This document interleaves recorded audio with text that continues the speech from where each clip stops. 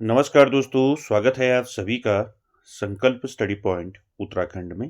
तो दोस्तों आज हम देखेंगे हिंदी से। दोस्तों आज का हमारा प्रैक्टिस सेट रहेगा 26 और अभी तक जो है दोस्तों हिंदी से जो है 25 प्रैक्टिस सेट कंप्लीट हो चुके हैं दोस्तों, जिससे आप प्लेलिस्ट में जाके देख सकते हैं।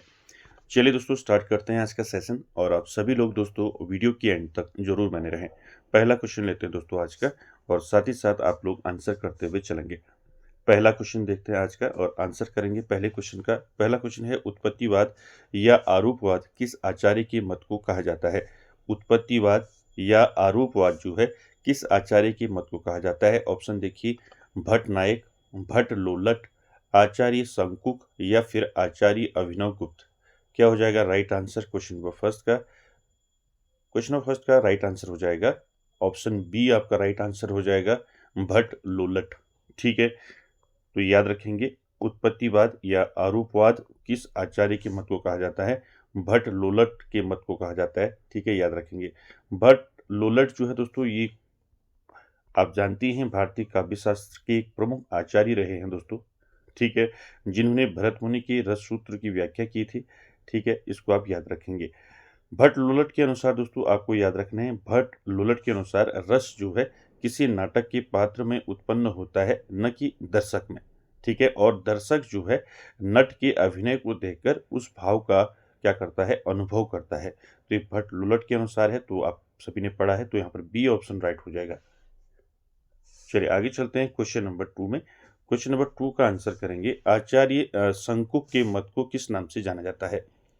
आचार्य शंकुक को जो है, आचार्य शंकुक के मत को किस नाम से जाना जाता है। ऑप्शन देखिए, आरोपवाद, उत्पत्तिवाद या फिर अनुमितिवाद या इनमें से कोई नहीं।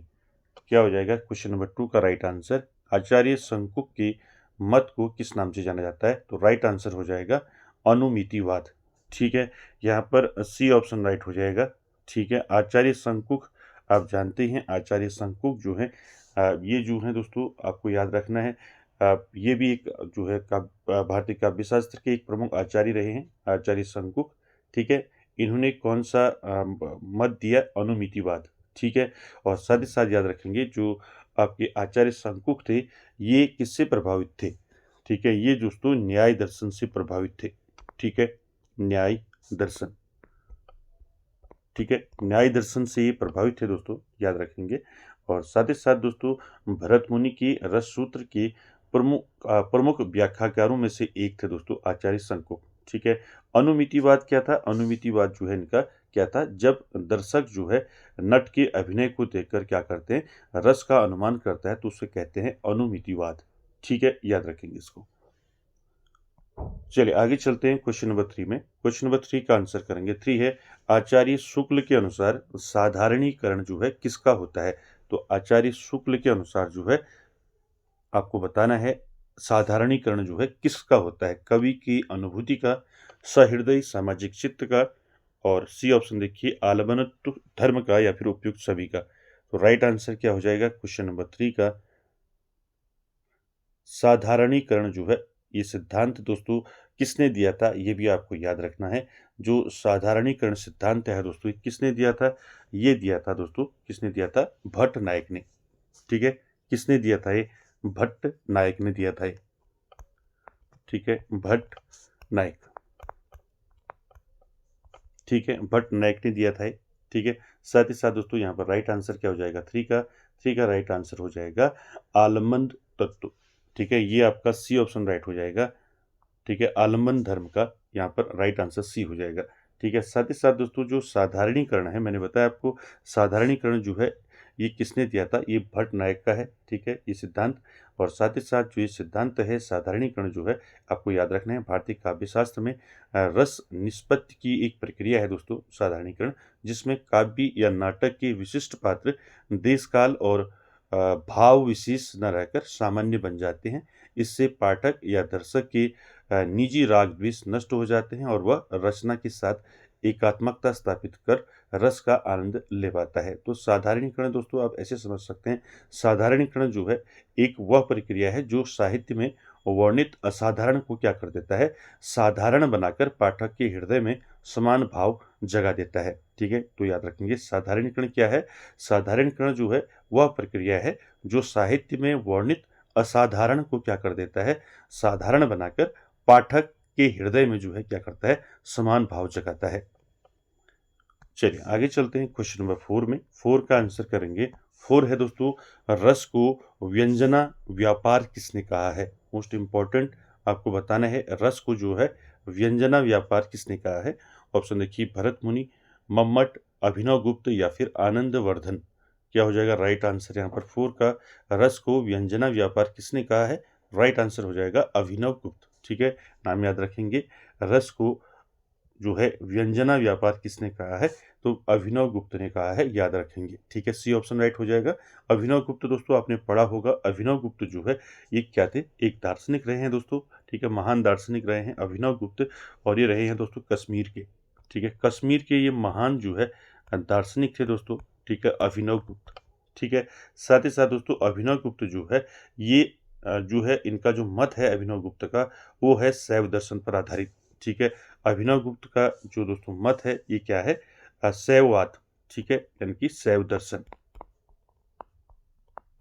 ठीक है, शैववाद यानी कि शैव दर्शन पर आधारित है अभिनव गुप्त का मत। ठीक है, साथ ही साथ दोस्तों मैंने बताया था आपको अभिव्यक्तिवाद। ठीक है, अभिव्यक्तिवाद बताया था, ये इन्हीं का मत है अभिनव गुप्त का। अभिनव जो अभिव्यक्तिवाद है इसमें क्या होता है, कलाकार की आत्मा की अभिव्यक्ति होती है। ठीक है, ये सब आपने पढ़ा है। ठीक है, तो राइट आंसर हो जाएगा सी। चलिए अगला क्वेश्चन देखिए, क्वेश्चन नंबर 5।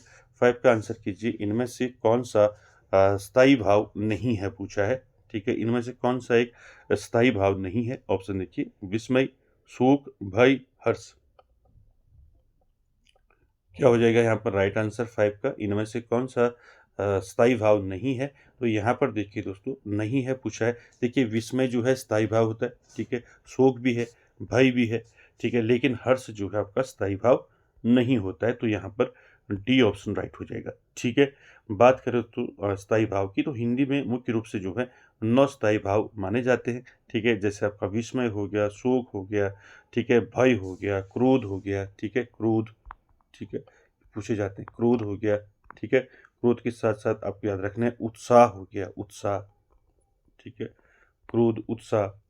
ठीक है, भय हो गया, विस्मय हो गया, रति हो गया। ठीक है, रति हो गया, निर्वेद हो गया। ठीक है, रति हो गया, निर्वेद हो गया। ठीक है, निर्वेद हो गया, साथ ही साथ आपका जुगुप्सा हो गया। ठीक है, जुगुप्सा। तो ये क्या है दोस्तों, ये अस्थायी भाव है। ठीक है, हिंदी में मुख्य रूप से। लेकिन दोस्तों आपको याद रखना है, आधुनिक जो काव्य शास्त्र है, तो आधुनिक काव्य शास्त्र में जो दोस्तों इनकी संख्या है स्थायी भावों की, ये कितनी मानी जाती है, 11 मानी जाती है। अभी आपको याद रखना है आधुनिक काव्य शास्त्र में। ठीक है, 9 के बाद 2 जो जोड़े गए हैं दोस्तों, वो जोड़े गए हैं वात्सल्य और भक्ति। ठीक है, ये भी याद रखना है आपको, वात्सल्य और 11वां आपका भक्ति। ठीक है, 11वां क्या हो जाएगा, भक्ति। तो यहाँ पर आपको याद रखना है, हिंदी में मुख्य रूप से दोस्तों जो है 9 स्थायी भाव माने जाते हैं। ठीक है, आपने याद रखना है रति, हास, शोक, क्रोध, उत्साह, भय, जुगुप्सा, विस्मय और निर्वेद। ठीक है, तो यहाँ पर आधुनिक अगर काव्य शास्त्र की बात होती है, तो आधुनिक काव्य शास्त्र में इनकी संख्या 11 मानी गई है। 9 तो आपने पहले ही पढ़े हैं, तो 10 और 11वां आपको याद रखना है, वात्सल्य और भक्ति। ठीक है, चलिए आगे चलते हैं क्वेश्चन नंबर 6 में। क्वेश्चन नंबर 6 का आंसर करेंगे, भाव का बोध कराने वाले कारण क्या कहलाते हैं। आपको बताना है भाव का बोध कराने वाले कारण क्या कहलाते हैं। ऑप्शन देखिए, स्थायी भाव, संचारी भाव, विभाव या फिर अनुभाव। क्या हो जाएगा राइट आंसर 6 का, भाव का बोध कराने वाले कारण क्या कहलाते हैं। राइट आंसर हो जाएगा इसका डी ऑप्शन राइट हो जाएगा, अनुभव। ठीक है, याद रखेंगे। आगे चलते हैं क्वेश्चन नंबर 7 में। 7 का आंसर करेंगे। 7 में आपको बताना है द रिपब्लिक नामक ग्रंथ के लेखक कौन है। तो आप सभी ने दोस्तों रिपब्लिक पढ़ा है। ठीक है, द रिपब्लिक जो पुस्तक है ये किसकी है, ये ग्रंथ किसका है। ऑप्शन देखिए, प्लेटो, अरस्तु, क्रोचे या फिर इनमें से कोई नहीं। क्या हो जाएगा राइट आंसर 7 का, द रिपब्लिक नामक ग्रंथ के लेखक कौन है। द रिपब्लिक दोस्तों किसका है, प्लेटो का है, आप सभी जानते हैं। तो ए ऑप्शन यहाँ पर राइट हो जाएगा दोस्तों। ठीक है, प्लेटो का ग्रंथ है द रिपब्लिक। ठीक है। द रिपब्लिक दोस्तों ये किसने लिखा? प्लेटो ने लिखा। प्लेटो कौन था? प्लेटो जो है एक प्राचीन क्या था? यूनानी दार्शनिक था दोस्तों, ठीक है। इसने लिखा था इसको रिपब्लिक को। और रिपब्लिक दोस्तों ये बुक जो है न्याय, आदर्श राज्य शासन, आदर्श समाज के सिद्धांतों पर आधारित है, द रिपब्लिक, ठीक है, याद रखिए। चलिए आगे चलते हैं क्वेश्चन नंबर 8 में। क्वेश्चन नंबर 8 में आपको आंसर करना है, कवि का महत्व एक मोची से कम है, यह विचार किसका है? आपको बताना है कवि का महत्व जो है एक मोची से कम है, ठीक है। तो ये विचार किसका है आपको बताना है। ऑप्शन देखिए, क्रोचे, रिचर्ड्स, प्लेटो या फिर अरस्तु। क्या हो जाएगा 8 का राइट आंसर? कवि का महत्व एक मोची से कम है, ये विचार दिया है दोस्तों, किसने दिया है? ये विचार है प्लेटो का, ठीक है। तो यहाँ पर 8 का राइट आंसर हो जाएगा प्लेटो, यानी कि सी ऑप्शन यहाँ पर राइट हो जाएगा, ठीक है। चलिए अगला क्वेश्चन देखते हैं, क्वेश्चन नंबर 9। क्वेश्चन नंबर 9 का आंसर करेंगे, कौन सी रचना जो है अरस्तु की है इनमें से? ऑप्शन देखिए, poetics, the Republic, the statesman या फिर ये सभी। क्या हो जाएगा राइट आंसर? यहाँ पर अरस्तु की रचना पूछी गई है। अभी ऊपर आपने देखा द रिपब्लिक जो है किसका था? प्लेटो का था, ठीक है। प्लेटो का ग्रंथ है द रिपब्लिक, ठीक है। द स्टेट्समैन भी दोस्तों ये ग्रंथ भी किसका है? ये भी प्लेटो का है, ठीक है। तो राइट आंसर क्या हो जाएगा आपका यहाँ पर? राइट आंसर हो जाएगा ए, ठीक है, पोइटिक्स। तो कौन सी रचना अरस्तु की है? पोइटिक्स रचना है, ठीक है, याद रखेंगे। अरस्तु कौन था? ये भी दोस्तों एक क्या था? यूनानी दार्शनिक था। अरस्तु को हम क्या बोलते हैं? अरस्तु को बोलते हैं इंग्लिश में क्या बोलते हैं इसको? अरिस्टोटल, ठीक है। तो यहाँ पर राइट आंसर हो जाएगा कौन सी रचना अरस्तु की है? तो आप जानते हैं पोइटिक्स। द रिपब्लिक प्लेटो की है, द स्टेट्समैन किसकी है? प्लेटो की है, ठीक है। चलिए अगला क्वेश्चन, क्वेश्चन नंबर 10 का आंसर करेंगे। ऑन द सबलाइम नामक पुस्तक का संबंध है, तो आपको बताना है ऑन द सबलाइम नामक जो पुस्तक है इसका संबंध किससे है? ऑप्शन देखिए, लॉन्जाइनस, अरस्तु, क्रोचे या फिर प्लेटो। राइट आंसर क्या हो जाएगा यहाँ पर? ऑन द सबलाइम पुस्तक किसकी है? तो राइट आंसर हो जाएगा लॉन्जाइनस, ठीक है। ए ऑप्शन यहाँ पर राइट हो जाएगा। ऑन द सबलाइम याद रखेंगे लॉन्जाइनस, ठीक है। चलिए अगला क्वेश्चन देखते हैं, क्वेश्चन नंबर 11। क्वेश्चन नंबर 11 में आंसर करेंगे दोस्तों, क्रोचे का समय काल या जीवन काल क्या है, ये बताना है आपको। तो उनका जन्म और मृत्यु कब हुई, ये आपको यहाँ पर बताना है। क्रोचे का जीवन काल, ऑप्शन देखिए यहाँ पर क्या क्या दिए हैं। 1850 से लेकर 1960, 1843 से लेकर 1993, 1866 से लेकर 1952 या फिर इनमें से कोई नहीं। तो क्या हो जाएगा यहाँ पर राइट आंसर? क्रोचे का जो जीवन काल है दोस्तों वो है आपका राइट आंसर हो जाएगा यहाँ पर। क्वेश्चन नंबर 11 का क्या हो जाएगा? 1866 से लेकर 1952 तक जो है जीवन काल रहा है दोस्तों क्रोचे का। तो यहाँ पर सी ऑप्शन राइट हो जाएगा क्वेश्चन नंबर 11 का। क्रोचे दोस्तों आप जानती हैं, क्रोचे जो है ये क्या है? एक इटालियन दार्शनिक है दोस्तों, ठीक है। क्या है? एक इटालियन दार्शनिक है, ठीक है। इन्होंने कौन सा, इनको क्या बता, क्या किसका प्रवर्तक इनको माना जाता है? मैंने बताया था आपको। क्रोचे जो है पहले तो आपको याद रखना है ये क्या है? एक इटालियन जो है क्या है? दार्शनिक है, ठीक है। साथ ही साथ आपको याद रखना है क्रोचे ने कौन सा वो दिया था, ठीक है। तो यहाँ पर याद रखेंगे इनको किसका प्रवर्तक माना जाता है? अभिव्यंजनावाद का, ठीक है। किसका माना जाता है? ये मैंने आपको बताया था, अभिव्यंजना, ठीक है, अभिव्यंजनावाद, ठीक है। अभिव्यंजनावाद का प्रवर्तक किसको माना जाता है? अगर आपको पूछा जाएगा तो याद रखेंगे क्रोचे को माना जाता है दोस्तों अभिव्यंजनावाद का प्रवर्तक, ठीक है। अभिव्यंजनावाद को इंग्लिश में क्या बोलते हैं? इसको बोलते हैं एक्सप्रेशनिज्म, ठीक है। क्या बोलते हैं? एक्सप्रेशनिज्म,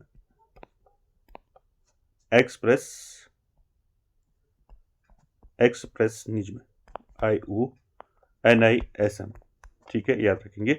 अभिव्यंजनावाद का प्रवर्तक किसको माना जाता है? क्रोचे को माना जाता है, ठीक है। क्रोचे ने दोस्तों जो कला है उसको जो है क्या माना है? सॉरी, क्रोचे ने कला को जो है सहजानुभूति यानी कि इंट्यूशन का परिणाम माना है। अर्थात कला जो है कलाकार के मन में पैदा होती है, न कि बाह्य रूप में, ठीक है। किसने कहा है? क्रोचे ने कहा है, ठीक है, याद रखेंगे। यहाँ ये अभिव्यंजनावाद जो है कई बार पूछा गया है, अभिव्यंजनावाद के प्रवर्तक किसको माना जाता है? तो क्रोचे को माना जाता है, याद रखेंगे।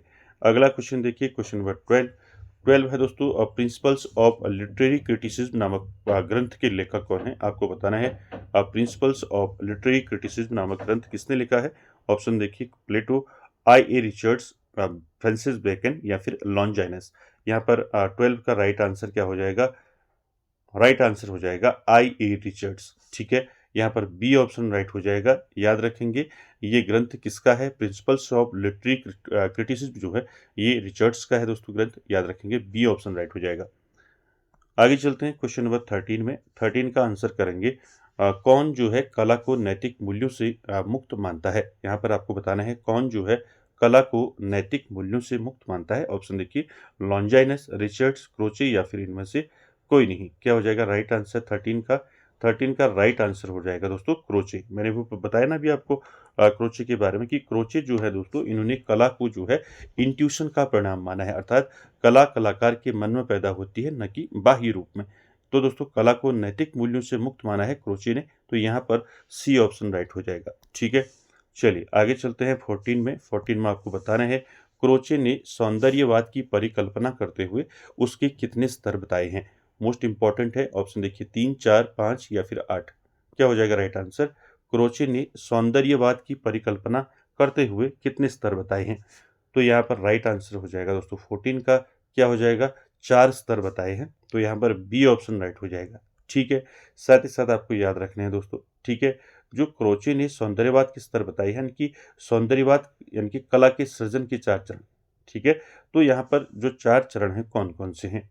ठीक है, पहला है सहजानुभूति। ठीक है, क्या है पहला, आपको याद रखना है, इनमें से कोई भी पूछा जा सकता है। सहजा, ठीक है, सहजानुभूति।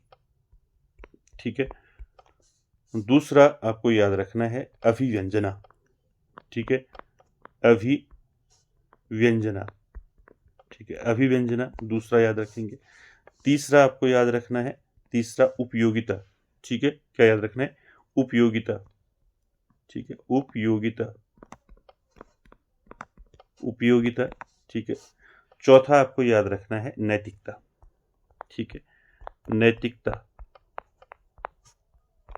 ठीक, तो ये 4 क्या है, चरण है दोस्तों कला सृजन के। ठीक है, क्रोचे के अनुसार। ठीक है, पहला है सहजानुभूति, जिसको हम क्या बोलते हैं, इसको बोलते हैं इंट्यूशन। ठीक है, दूसरा अभिव्यंजना है, जिसको हम क्या बोलते हैं, एक्सप्रेशन बोलते हैं। तीसरा उपयोगिता, जिसको हम क्या बोलते हैं इंग्लिश में यूटिलिटी बोलते हैं। और चौथा नैतिकता, जिसको हम क्या बोलते हैं, मॉरलिटी बोलते हैं। तो ये 4 जो हैं चरण बताए हैं दोस्तों क्रोचे ने सौंदर्यवाद कला सृजन के। तो इनको आपने याद रखना है, 4 के 4। आपको ऑप्शन में भी ये पूछे जा सकते हैं, इसलिए आपको याद रखने हैं। ठीक है, चलिए आगे चलते हैं क्वेश्चन नंबर 15 में। 15 का आंसर करना है अभिव्यंजनावाद को भारतीय वक्रोक्ति सिद्धांत का विलायती उत्थान किस आचार्य ने कहा है। मोस्ट इंपॉर्टेंट है अभिव्यंजनावाद, अभी बताया था मैंने आपको अभिव्यंजनावाद जिसको हम क्या बोलते हैं, अभिव्यंजनावाद के प्रवर्तक किसको माना जाता है, अभी बताया था आपको, क्रोचे को माना जाता है। ठीक है, तो अभिव्यंजनावाद को भारतीय वक्रोक्त सिद्धांत का विलायती उत्थान जो है ये किस आचार्य ने कहा है। ऑप्शन देखिए, डॉक्टर नगेंद्र, बाबू श्याम सुंदर दास, रामचंद्र शुक्ल या फिर इनमें से कोई नहीं। तो 15 का राइट आंसर क्या हो जाएगा, राइट आंसर हो जाएगा रामचंद्र शुक्ल। ठीक है, आचार्य रामचंद्र शुक्ल का दोस्तों ये आपको बताना है। आचार्य रामचंद्र शुक्ल ने कहा है कि जो अभिव्यंजनावाद है, तो अभिव्यंजनावाद को भारतीय वक्रोक्ति सिद्धांत का विलायती उत्थान, ठीक है, ये कहा है आचार्य रामचंद्र शुक्ल ने। ठीक है, याद रखेंगे। आगे चलते हैं क्वेश्चन नंबर 16 में। 16 में आपको आंसर करना है उसने कहा है कि मैं घर जाऊंगा, ये किस प्रकार का वाक्य है। ठीक है, तो आप सभी जानते हैं। ठीक है, तो किस प्रकार का वाक्य है, सरल वाक्य है, संयुक्त वाक्य है, प्रश्नवाचक है या फिर मिश्र वाक्य है। उसने कहा कि मैं घर जाऊंगा, ये किस प्रकार का वाक्य है, तो आप सभी जानते हैं 16 का राइट आंसर क्या हो जाएगा, ये एक मिश्र वाक्य है। ठीक है, डी ऑप्शन राइट हो जाएगा, मिश्र वाक्य। आप जानती हैं कॉम्प्लेक्स सेंटेंस जिसको हम बोलते हैं, कॉम्प्लेक्स सेंटेंस वह वाक्य होता है दोस्तों जिसमें एक प्रधान उपवाक्य और एक या एक से अधिक जो है आश्रित उपवाक्य होते हैं, जो परस्पर जो है कि, क्योंकि, जब तक, जैसा वैसा, ठीक है, इनसे जुड़े होते हैं। ठीक है, मैंने अच्छे से बता रखे हैं आपको, आप प्लेलिस्ट में जाके देखिए। मिश्र वाक्य, संयुक्त वाक्य, सरल वाक्य सब मैंने आपको समझा रखे हैं। चलिए आगे चलते हैं क्वेश्चन नंबर 17 में आपको बताना है स्मृति एक दूसरा समय नामक रचना किसकी है। ठीक है, यहाँ पर आपको बताना है स्मृति एक दूसरा समय। ठीक है, यहाँ पर जो है आपके सिलेबस में हिंदी में जो है यहाँ पर उत्तराखंड का साहित्य भी है, ठीक है। तो यहाँ उत्तराखंड के साहित्यकार भी आपको पढ़ने हैं। तो यहाँ पर कुछ 2-4 क्वेश्चन आपकी जो है ये किससे है, उत्तराखंड साहित्य से है, ठीक है। चलिए, यहाँ पर स्मृति एक दूसरा समय नामक रचना किसकी है बताना है 17 में। तो राइट आंसर क्या हो जाएगा बताइए। ऑप्शन देखिए, राजेश जोशी, मंगलेश डबराल, शेखर जोशी या फिर मन्नू भंडारी। क्या हो जाएगा 17 का राइट आंसर, स्मृति एक दूसरा समय नामक रचना दोस्तों ये किसकी है, ये है मंगलेश डबराल की, ठीक है। बी ऑप्शन राइट हो जाएगा, मंगलेश डबराल, ठीक है। मंगलेश डबराल जो है दोस्तों ये उत्तराखंड के प्रसिद्ध कवि पत्रकार है, ठीक है। इनका जन्म जो है टिहरी में हुआ था 1948 में। डबराल का जो जन्म हुआ था 1948 में कहाँ हुआ था, टिहरी में इनका जन्म हुआ था, ठीक है। साथ ही साथ आपको याद रखना है मंगलेश डबराल की प्रमुख रचनाएं दोस्तों आप सभी ने पढ़ी हैं। कौन कौन सी रचनाएं हैं इनकी, जैसे आपका पहला जो है पहाड़ पर लालटेन, काफ़ी फेमस है, पहाड़ पर, ठीक है।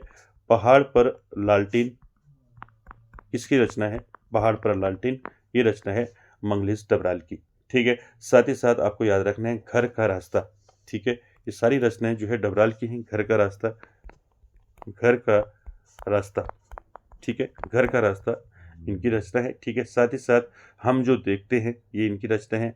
आवाज़ भी एक जगह है, ठीक है। लेखक की रोटी हो गया, कवि का अकेलापन हो गया, ये सारी रचनाएं किसकी हैं, मंगलेश डबराल की हैं। सारी रचनाएं याद रखनी है आपको। पहाड़ पर लालटेन इनका प्रमुख है, प्रसिद्ध है, ठीक है। घर का रास्ता, घर का रास्ते के साथ साथ हम जो देखते हैं, ठीक है, ये सारी रचनाएं आपको याद रखनी है। हम जो देखते हैं, ठीक है, हम जो देखते हैं ये भी रचना किसकी है, मंगलेश डबराल की है, हम जो देखते हैं। आवाज़ भी एक जगह है, लेखक की रोटी और कवि का अकेलापन, ये सारी रचनाएं आपको नोट करनी है, ठीक है। चलिए आगे चलते हैं क्वेश्चन नंबर 18 में। 18 में आपको बताना है छोटे छोटे पक्षी नामक कहानी है। आपको बताना है 18 में छोटे छोटे पक्षी नामक जो कहानी है दोस्तों किसकी है। ऑप्शन देखिए, माखनलाल चतुर्वेदी, शेखर जोशी, शैलेश मटियानी या फिर जयशंकर प्रसाद। तो राइट आंसर क्या हो जाएगा यहाँ पर, छोटे छोटे पक्षी नामक कहानी है दोस्तों शैलेश मटियानी की, ठीक है, याद रखेंगे इसको। यहाँ पर सी ऑप्शन राइट हो जाएगा, छोटे छोटे पक्षी नामक कहानी किसकी है, शैलेश मटियानी की, ठीक है, याद रखेंगे। शैलेश मटियानी का दोस्तों जन्म कहाँ हुआ था, कब हुआ था, ये भी याद रखना है, पूछ लिया जाता है। तो इनका जन्म जो है 1931 में, 1931 में इनका जन्म जो है कहाँ हुआ था, अल्मोड़ा जिले के बाड़ीछीना में हुआ था, ठीक है, अल्मोड़ा में हुआ था, ये याद रखेंगे, ठीक है। अल्मोड़ा बाड़ीछीना उत्तराखंड में इनका जन्म हुआ था शैलेश मटियानी का, याद रखेंगे। साथ ही साथ दोस्तों आपको याद रखना है इनका मूल नाम कई बार पूछा जाता है। तो शैलेश मटियानी का मूल नाम क्या था, मूल नाम था इनका रमेश चंद्र सिंह, ठीक है दोस्तों, ये कई बार परीक्षाओं में पूछा गया है, रमेश चंद्र सिंह, ठीक है। रमेश चंद्र सिंह जो है शैलेश मटियानी का क्या था, मूल नाम था, ठीक है। साथ ही साथ दोस्तों आपको याद रखना है इनकी प्रमुख रचनाएं कौन कौन सी हैं। इनकी प्रमुख रचनाएं हैं जैसे बोरीवली से बोरी बंदर, ठीक है, मुठभेड़ इनकी प्रमुख रचना है, हौलदार, कबूतर खाना, ठीक है, काफ़ी सारी इनकी रचनाएं हैं, तो सभी आपको याद रखनी है, ठीक है। कौन कौन सी रचनाएं हैं, बोरीवली से बोरी बंदर, मुठभेड़, हौलदार, कबूतर खाना, ठीक है, सारी रचनाएं किसकी हैं, शैलेश मटियानी की, ठीक है। इनका मूल नाम क्या है, रमेश चंद्र सिंह, जन्म कहाँ हुआ था, अल्मोड़ा में 1931 में, ठीक है। ये सारे फैक्ट आपको याद रखने हैं दोस्तों, ठीक है। और निधन कब हुआ था ये पूछ लिया जाता है, तो इनका जो निधन हुआ था 2001 में इनका निधन हुआ था, कहाँ हुआ था, नई दिल्ली में, न्यू दिल्ली, ठीक है। तो सारे फैक्ट आपको याद रखने हैं। चलिए आगे चलते हैं क्वेश्चन नंबर 19 में। क्वेश्चन नंबर 19 का आंसर करेंगे, दाजू नामक प्रसिद्ध कहानी है ये किसकी है। तो आप सभी ने पढ़ा है दोस्तों इसको, दाजू नामक जो प्रसिद्ध कहानी है किसकी है। ऑप्शन देखिए, शैलेश मटियानी, शेखर जोशी, पीताम्बर दत्त बर्थवाल या फिर इनमें से कोई नहीं। क्या हो जाएगा राइट आंसर, दाजू जो है दोस्तों ये प्रसिद्ध कहानी है किसकी है, ये है शेखर जोशी की, ठीक है। यहाँ पर बी ऑप्शन राइट हो जाएगा, शेखर जोशी की रचना है दोस्तों दाजू, ठीक है। साथ ही साथ शेखर जोशी जो है ये उत्तराखंड के प्रसिद्ध जो है हिंदी कथाकार रहे हैं दोस्तों शेखर जोशी। इनका जन्म भी कहाँ हुआ था, इनका भी अल्मोड़ा में जन्म हुआ था, ये भी याद रखेंगे। इनका जन्म 1932 में इनका जन्म हुआ था, ओलिया गांव अल्मोड़ा, ठीक है, कहाँ हुआ था, अल्मोड़ा में हुआ था। अगर आपको गांव पूछा जाता है तो गांव याद रखेंगे इनका, कौन सा गांव है, ओलिया गांव, ठीक है, पूछ लिया जाता है कभी तो आपको याद रखना है, ठीक है, ओलिया गांव, ठीक है। साथ ही साथ दोस्तों यहाँ पर शेखर जोशी की प्रमुख रचनाएं आपको याद रखनी है, कई बार पूछा जाता है, तो आपको इनकी सारी रचनाएं याद रखनी है। कौन कौन सी रचनाएं हैं इनकी, जैसे आपका दाजू हो गया, ठीक है, कोसी का घटवार, ठीक है, कई बार पूछा गया है कोसी का घटवार किसकी रचना है, कोसी का घटवार, ठीक है, कोसी का घटवार हो गया, ठीक है। साथ ही साथ इनकी रचना है दोस्तों क्या है, बदबू इनकी एक रचना है, बदबू, ठीक है। इसके साथ साथ मेंटल इनकी एक रचना है, मेंटल, ठीक है, आपको याद रखना है। साथ ही साथ मेरा पहाड़ हो गया, मेरा पहाड़ इनकी रचना है, मेरा पहाड़, मेरा पहाड़ हो गया। साथ ही साथ इनकी रचना है साथ के लोग, ठीक है। ये सारी रचना किसकी हैं, शेखर जोशी की हैं, आपको याद रखनी है। चलिए आगे चलते हैं क्वेश्चन नंबर 20 में, और आज का आखिरी क्वेश्चन है, आपने आंसर करना है सिल्वर वेडिंग नामक रचना किसकी है। तो कई बार परीक्षाओं में आपने देखा होगा इस क्वेश्चन को, सिल्वर वेडिंग, ये किसकी रचना है। ऑप्शन देखिए, शैलेश मटियानी, मनोहर श्याम जोशी, शेखर जोशी, या फिर इनमें से कोई नहीं। तो राइट आंसर हो जाएगा, आप सभी ने पढ़ा है, मनोहर श्याम जोशी। तो सिल्वर वेडिंग रचना किसकी है, मनोहर श्याम जोशी की है, ठीक है। साथ ही साथ दोस्तों मनोहर श्याम जोशी की प्रमुख रचनाएं आपको याद रखनी है, पूछी जाती है। इनकी जो प्रमुख रचना है जिसमें आपका आता है, इसमें कसब, ठीक है, याद रखेंगे कसब जो है इनकी प्रमुख रचना है। कसब हो गया आपका कुरु कुरु स्वाहा, ठीक है, कुरु कुरु, कुरु कुरु स्वाहा इनकी रचना है, ठीक है। साथ ही साथ याद रखेंगे इनकी रचना है नेताजी कहिन, ठीक है, ये भी पूछा गया था, नेताजी कहिन, ठीक है। नेताजी कहिन किसकी रचना है, ये भी इन्हीं की है, कुरु कुरु स्वाहा, कसब, ठीक है। हरिया हरक्यूलिस की हैरानी, ये कई बार पूछा है, हरिया, हरिया हरक्यूलिस, हरिया हरक्यूलिस, हरिया हरक्यूलिस की हैरानी, ठीक है। तो ये सारी रचनाएं किसकी हैं, मनोहर श्याम जोशी की हैं। और मनोहर श्याम जोशी को दोस्तों साहित्य अकादमी अवार्ड मिला था, कब मिला था, 1990 में मिला था। किसके लिए मिला था, तो यहाँ पर आपको याद रखना है कसब, ठीक है। जो इनकी कसब रचना है इसके लिए इनको क्या मिला था, साहित्य अकादमी अवार्ड मिला था, ठीक है। साहित्य अकादमी अवार्ड मिला था, किसके लिए मिला था, कसब के लिए मिला था। और कब मिला था, तो याद रखेंगे 1990 में मिला था, ठीक है। 1990 में इनको क्या मिला था, साहित्य अकादमी अवार्ड मिला था कसब के लिए, ठीक है। तो सारे फैक्ट आपको याद रखने हैं दोस्तों, ठीक है। तो दोस्तों कैसा लगा आज का सेशन, कमेंट बॉक्स में जरूर कमेंट करें, और वीडियो को एंड तक देखने के लिए थैंक यू वेरी मच।